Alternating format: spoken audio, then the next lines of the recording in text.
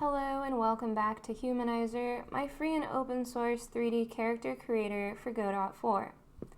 So I've been working on the texture overlays and I've expanded them quite a bit.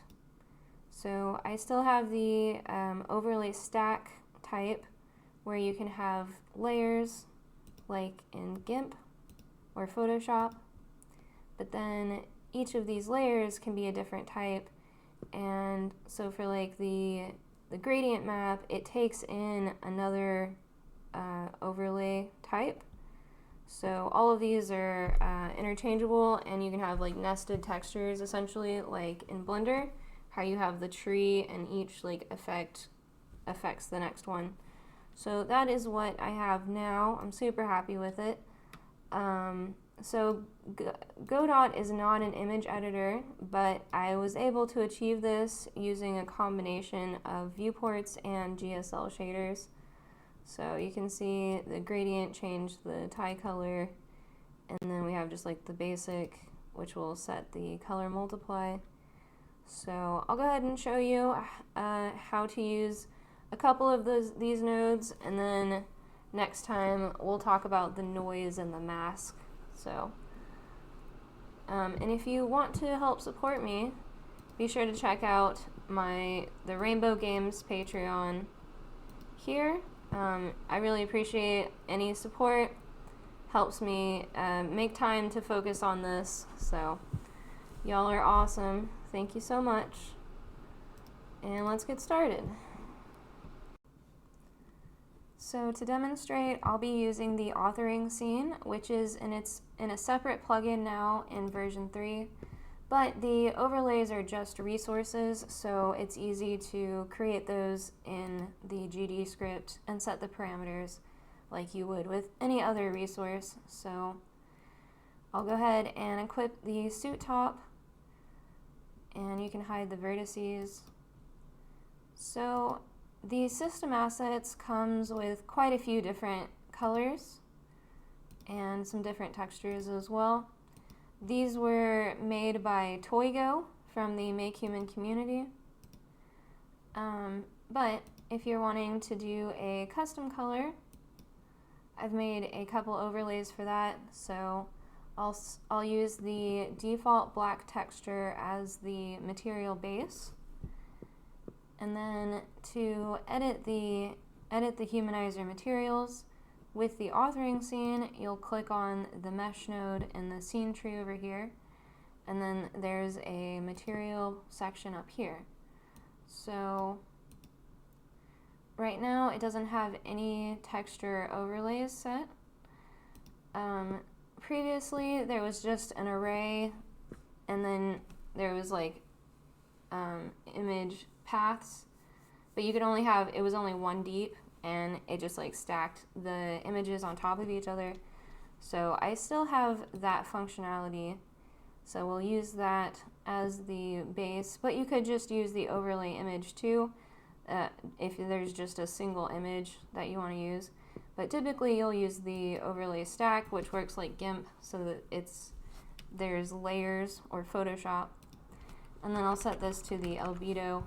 So this only overrides the textures that you have set. It keeps the other textures like the ambient occlusion and the normal, unless you have the override set here.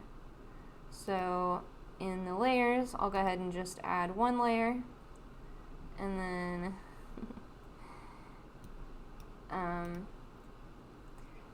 I'll just do the Humanizer image overlay. And this has a path and a color. So the path is the equipment name / the image name. So this is the image.resource or the .png, whichever. So if you're trying to stack on top of the base image, you'll have to put in the base image first. The layers render from first to last, so the last is on the top, basically. So I'll go ahead and put in the, what is this? Pants dash suit slacks / male elegant suit 01 underscore diffuse. So you don't want to add the extensions here, just the equipment name and the image file name. So hopefully I spelled that right. I'll go ahead and update material. Yeah, so nothing changed there, which is what I was expecting. So you do need to place your materials from the root of your project in the Humanizer material, and then the equipment name, which is the suit slacks, because it's using the material override for the top. So here are all of the materials and textures. I have the uncolored suit here, which Mad Hatter helped me make.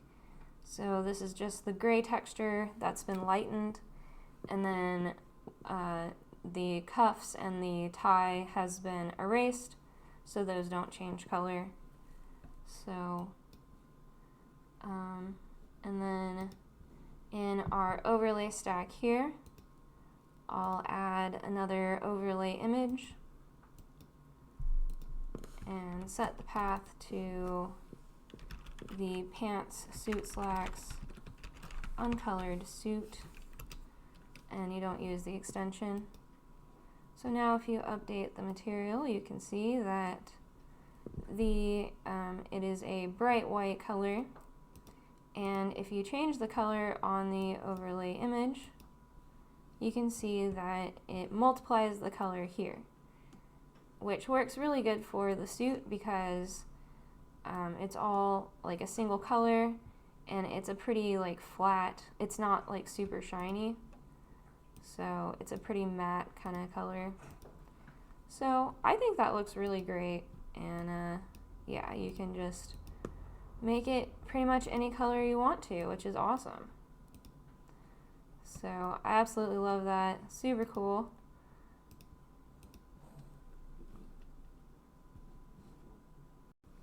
So now if you wanted to change the color of the tie, I made a striped tie overlay, just cut out the tie from the texture.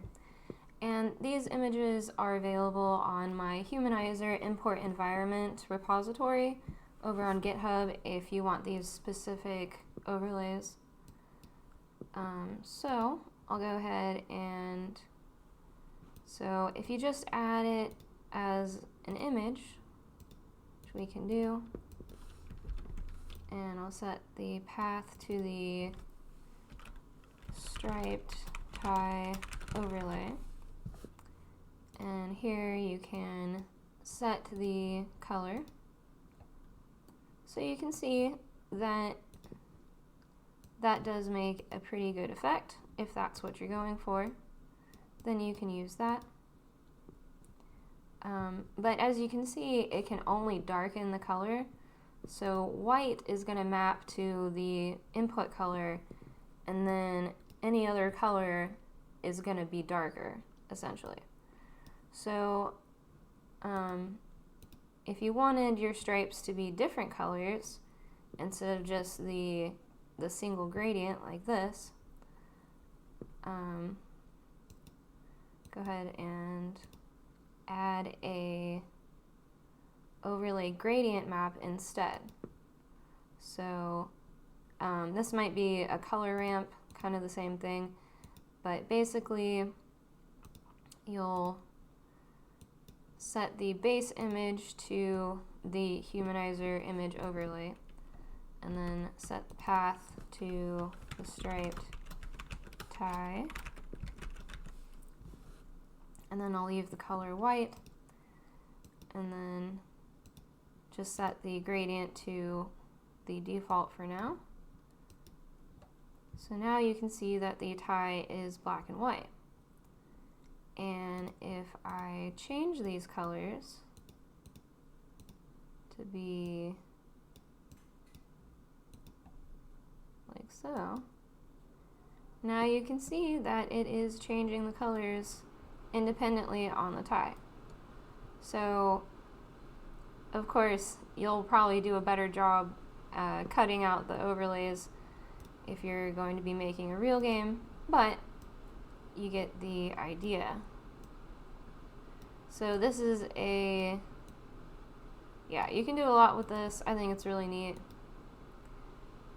If you wanted a little bit more color depth here, so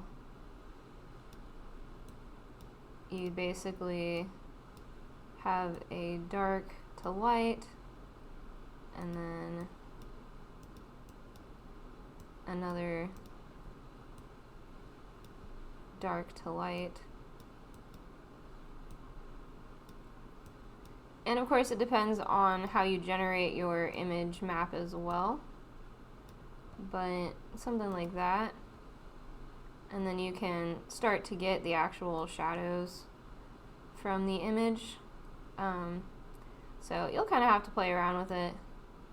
It is a work in progress for sure. But you get the basic idea. So you can change the colors with the gradient map, which is pretty cool. There we go. It's a little better. And I've also been working on the skin tones. So Make Human comes with quite a few pre-made skin textures for the Caucasian, Asian, and African at different like genders and life stages. But it's a lot of textures to keep track of. Ideally, I would just be able to generate it. So what most programs do is they just take a skin texture like this and then they overlay a color if you want to have different colored people. But like we talked about, so this color maps to white on the image and everything else will be darker than it. And it also kind of just reduces the color space because it's like a linear reduction basically.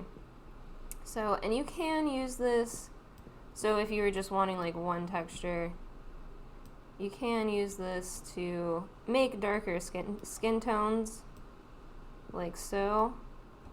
And you can see, I mean, that looks pretty good still. But like, you can see how like the contrast is, like there's less contrast because it's reducing the colors. So if you look at the actual texture that they give without a color, you can see that the contrast is much greater and the colors are like richer. So anyway, I'm trying to sort of preserve that. I'm not sure if this is like, it will probably take a combination of techniques, but I'll show you. So in the body Humanizer material, I'll add the albedo key. You'll probably want to use a stack, but for like freckles, but I'll just use the gradient map, add the value, and then set the base image to an overlay image. So the thing about the node structure is you can have several different like nested effects. Like you do with the shader trees in Blender. So you're not just limited to like the first level, which I think is pretty cool. So the path will be body default / female uncolored. And I'm using a combination of viewports, like 2D viewports, and the actual GPU shaders. Alright, so if I update this, there we go. We get our grayscale image. So in the middle is where I want to map that skin tone. Because like if you watch Blender or like just any kind of artist paint skin tones, like they have their base skin tone and then they add the shadows and the highlights. So, alright, we don't want it to be too orange here. So, I mean, you can do whatever. So we'll update the material, and that is better already. And then, so I wanted to make with like the Caucasian skin tone, there's a lot of pink in it, so I want to, I mean, it'll still be like a brown or a tan, but it'll just be like more pinkish, essentially. And it does take a lot of tweaking to get this right, so I don't want to spend too much time on it. Don't take it into too much. Don't take it too seriously.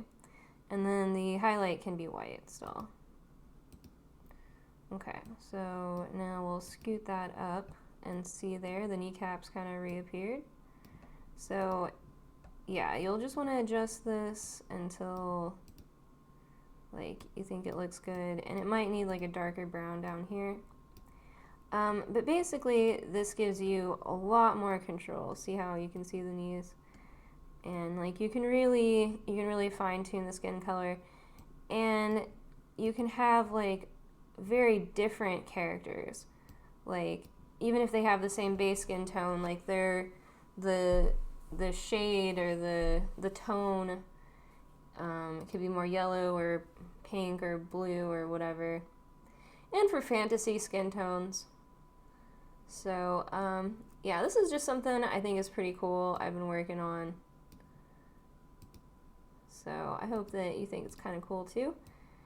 And basically, it just gives you like you can stack the nodes on top of each other, or nest them, and do basically most of the things you can do with shaders, the shader tree in Blender. So there you go, and here's our custom suit top on top of it. So I think she's looking pretty good, pretty realistic there. So I'll show y'all how I'm working on procedural freckles right now. So I will definitely show that to y'all in the next video. Let's see what happens if we make this a little bit darker. There we go. Yeah, so I'll be talking about procedural freckles in the next video. Yeah, that looks really good. And I hope you enjoyed. Be sure to check out my Patreon, Rainbow Games.